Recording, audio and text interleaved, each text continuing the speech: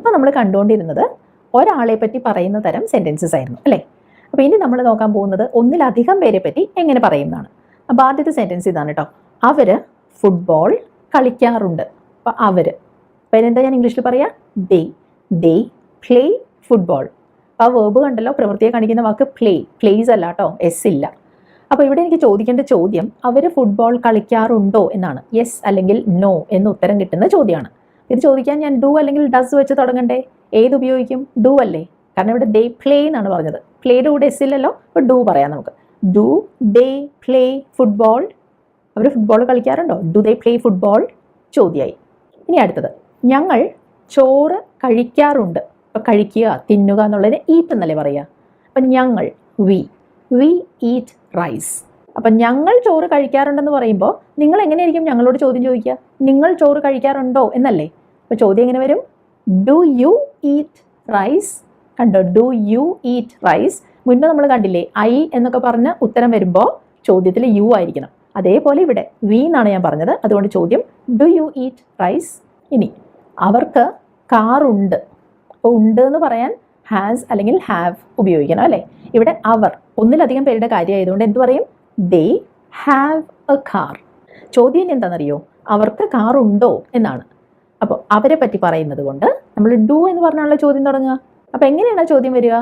Do വെച്ച് തുടങ്ങുക. Do they have A car.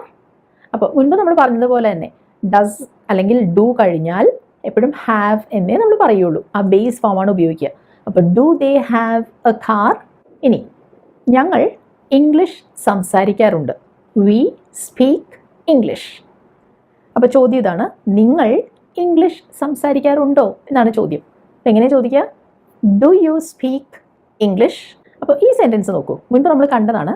Our football കളിക്കാറുണ്ട്. They play football. ഇതിൻ്റെ യെസ് അല്ലെങ്കിൽ നോ എന്നുള്ള തരം ചോദ്യം എങ്ങനെയായിരുന്നു? അവർ ഫുട്ബോൾ കളിക്കാറുണ്ടോ? ഡു ദേ പ്ലേ ഫുട്ബോൾ എന്നായിരുന്നില്ലേ. ഇനി എനിക്കറിയേണ്ടത് അവരെന്താണ് കളിക്കാറുള്ളത്. എന്ത് എന്നുള്ള വാക്കിന് എന്താണ് ഇംഗ്ലീഷിൽ പറയുക? വാട്ട്. അപ്പോൾ ചോദ്യം എങ്ങനെയാവും? What do they play?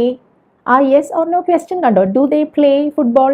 അപ്പോൾ ഫുട്ബോൾ എന്നുള്ളത് മാറ്റുക, എന്നിട്ട് ഡു ദേ പ്ലേ എന്നുള്ളതിന് മുൻപിൽ നമ്മൾ ആ ചോദ്യം ചോദിക്കുന്ന വാക്കിട്ടു, what do they play? They play football. ഇനി മുൻപ് നമ്മൾ കണ്ട ഒരു സെൻറ്റൻസ് കൂടെ, ഞങ്ങൾ ചോറ് കഴിക്കാറുണ്ട്. അതെങ്ങനെയാണ് പറയുക? We eat rice. നിങ്ങൾ ചോറ് കഴിക്കാറുണ്ടോ?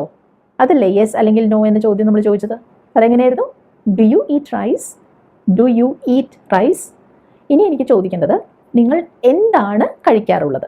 അപ്പോൾ എന്ത് എന്നുള്ള വാക്കിന് പകരം നമ്മൾ എന്ത് ഇംഗ്ലീഷിൽ ചോദിക്കുക? വാട്ട് അല്ലേ. അതെവിടെയാണ് ചേർക്കുക? ആ യെസ് ഓർ നോ ക്വസ്റ്റ്യൻ്റെ മുൻപിൽ ഈ വാട്ട് എന്ന വാക്ക് ചേർത്താൽ മതി. അപ്പോൾ ചോദ്യം എന്താവും? What do you eat? Rice ആണ് ഉത്തരം, അപ്പോൾ അത് മാറ്റണം. What do you eat? We eat rice.